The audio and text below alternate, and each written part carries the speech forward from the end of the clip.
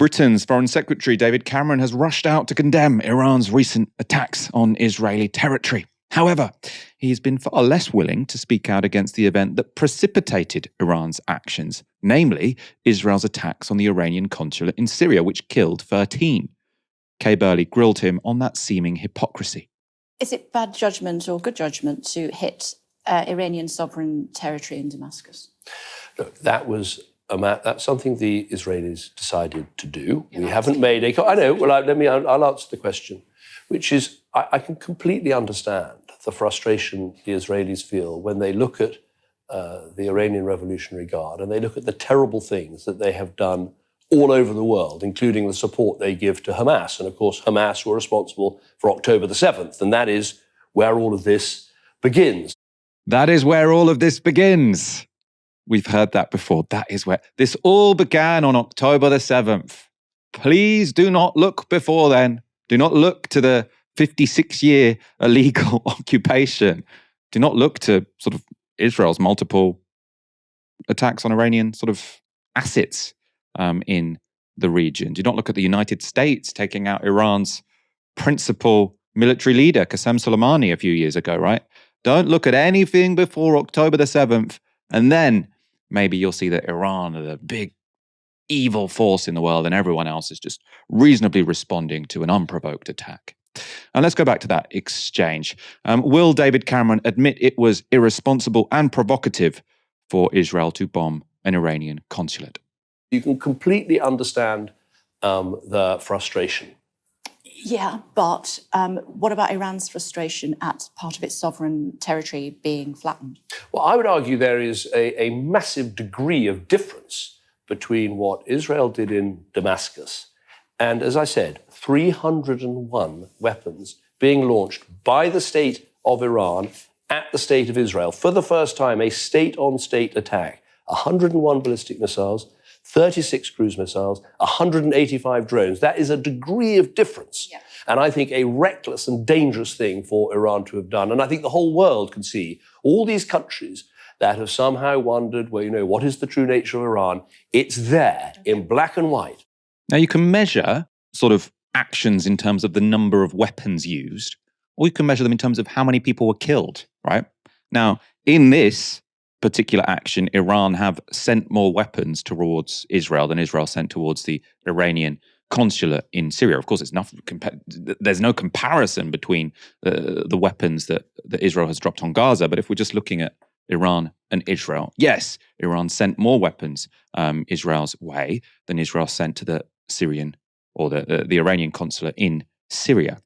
There's another big difference, though, which is that the Israeli attack actually killed people. It killed 13 people, and that's because Israel didn't give any warning, right? The Iranians sent these weapons over to Israel, but they gave, days of warning and then hours of warning after they launched them, right? So Iran knew full well that this wasn't going to kill people. I don't think they wanted this to kill people, whereas Israel had planned to kill people, and that's why they kept it a secret. So you can say, oh, these are completely different because Iran sent X number of weapons. Yeah, well, who actually killed people?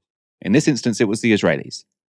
And let's go back to the clip because Kay Burley did have a decent question for David Cameron. What would Britain do if a hostile nation flattened one of our consulates? Well, we would take the very strong action. And Iran would say that that's what they did? Well, what they did, as I said, was a massive attack. So they were right to respond, but they overreacted, is that what you're saying? What I'm saying is that the attack they carried out was on a very large scale, much bigger than people accepted. Did they have a right to respond? Well, countries have a right to respond when they feel they've suffered an aggression. Of course they do. But look at the scale of that response. Had those weapons not been shot down, but they just overreacted. There could have been thousands of casualties, including civilian casualties. I think that's a really important point to take into account. Had those weapons not been shot down, there could have been thousands of civilian casualties. Now, Iran say that all those weapons, in any case, were directed towards military targets, not towards Israeli cities. Obviously, Israel bombed Gazan cities to dust, right? But the more important thing here is sort of David Cameron sort of making it seem as if what Iran wanted to do, was kill thousands and thousands of civilians, and it's only because of sort of the quick, prompt action of Israel and the West that didn't happen. I think it's very clear for any objective analyst. In fact, no one is suggesting otherwise, really. that Iran didn't want to kill people. And that's why they gave so much warning to the world. And they know that Israel has an Iron Dome. They know that the Western powers would be able to shoot their drones out of the sky, right? So the idea that they were planning to kill thousands of civilians, but it was thwarted, is just fundamentally misleading. Ash, do you think that interview would have convinced many people? I don't think that it will have convinced many people, because what you're seeing in action with David Cameron is the impossibility for a Western politician to say with a straight face that there is one consistent rule applied to every country in the world and a single system of international law that everybody has to abide by. Because Iran is supposed to accept an attack on its embassy compound in Damascus, which killed 13 people, without any form of military response. But that would, of course, be completely unacceptable had that occurred to one of the UK's embassy compounds in a foreign country. Israel is able to respond to the Hamas October 7th attacks with a completely disproportionate, indiscriminate, and indeed genocidal assault on a largely civilian enclave of 2 million people.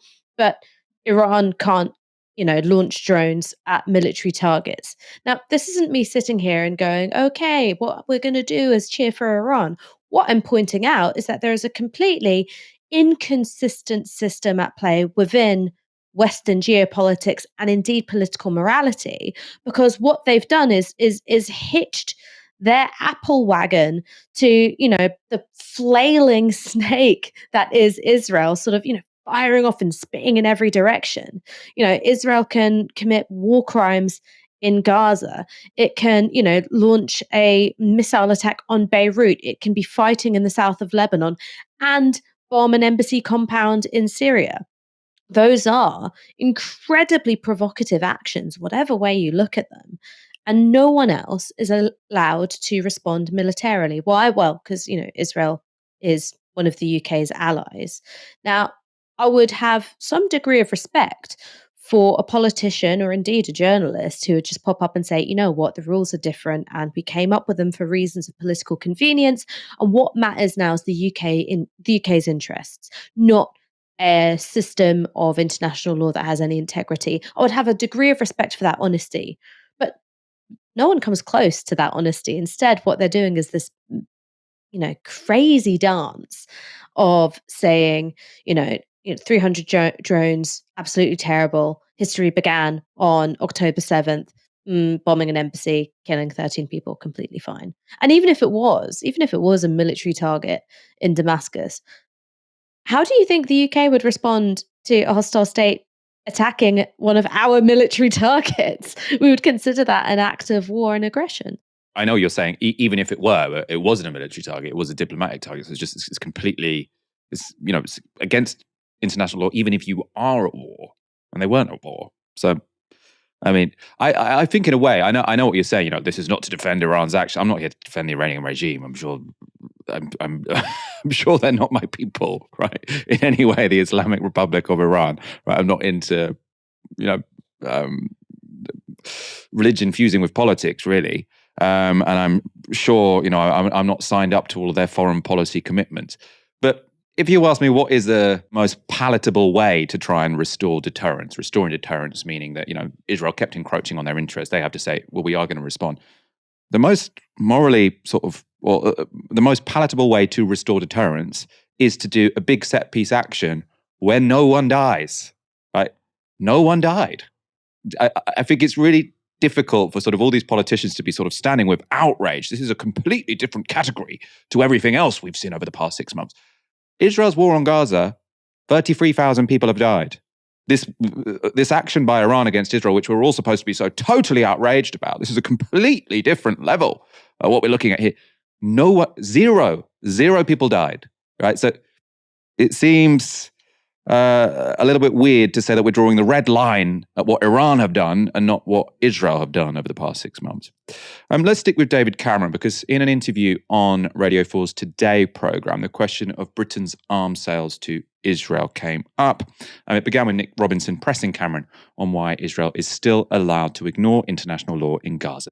Isn't the possibility that they're simply not listening, that they regard the fact that the British government continues to sell them arms, does not declare them in breach of international law, which you hinted only a month ago that you might well do, by the way, and think the British government, forget what they say, they're effectively giving us a green light to continue as we have been in Gaza. I don't accept that for a moment. If that was the case, why are they now saying they're going to open the Ashdod port? Why are they opening new crossings? Why are they saying they're going to switch the water pipes back on into Gaza? Why are they doing all of the things that we and others have been asking for? So I think we have been forceful. But on the broader question, we have a very strict set of guidelines for dealing with arms exports. But I think, what Saturday night in many ways proved is that Israel does need the right to defend itself and indeed the means to do so. I mean, had these weapons got through, we could have seen thousands of people killed, including citizens of Israel, and a very significant escalation in this conflict. So you're right. I think Nick, also show that they need this, they need the British, they need the French, they need the Jordanians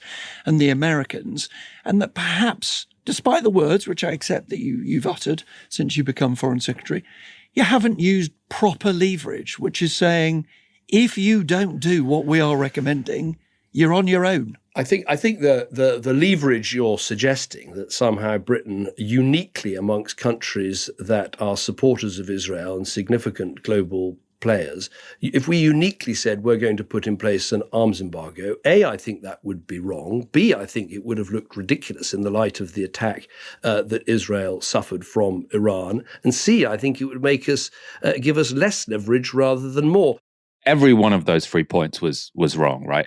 If you say we will withdraw arms if you don't do X, Y, Z, that gives you more leverage, right? The idea that we have more leverage because we've said we're not going to withdraw arms, that doesn't make any sense whatsoever. Also, the idea that we're just some small nation, so it doesn't matter, right? In terms of brute quantity, we are just a small nation in terms of the arms we sell to Israel. I think we sell 1% of their arms comes from us. We sell lots more to Saudi Arabia for them to commit human rights abuses with. But the political significance of that would be huge. We have a seat on the permanent, we are a permanent member of the Security Council, right? So it's just completely bizarre as sort of the British Foreign Secretary to sort of say, well, it doesn't really matter what we do anyway. We're just a small country, right? So we're going to keep arming them to commit these atrocities. I have sort of seen some people worried, there was some momentum building behind the movement to say, stop arming Israel. Do you think that the fact that these rockets went from Iran to Israel and were shot out of the sky, do you think that will sort of re-energize the people who want to arm Israel? I think it undoubtedly has. And one of the things to remember is that the Palestinian people are considered collateral by Western powers and what they consider their geopolitical interests to be in the region. The reason why they arm Israel in the way that they do, the reason why America gives Israel billions and billions of dollars in military aid every year, isn't because, in their heart of hearts, they, really believe in Zionist nationalism, although, of course, that is there. It's because they consider Israel to be an outpost of Western interests in the Middle East. And I think that's always been the real politique behind it. Now, for me, empowering a state which has no regard for international law, which has no regard for humanitarian law, which I don't think is abiding by the terms of the Rome Statute, and saying that these systems of international governance won't apply to you, I think in the long run, that isn't something that's in the interests of people in the UK or indeed America. And we've seen that in recent weeks. Israel repeatedly bombed a car carrying aid workers, including British and American nationals.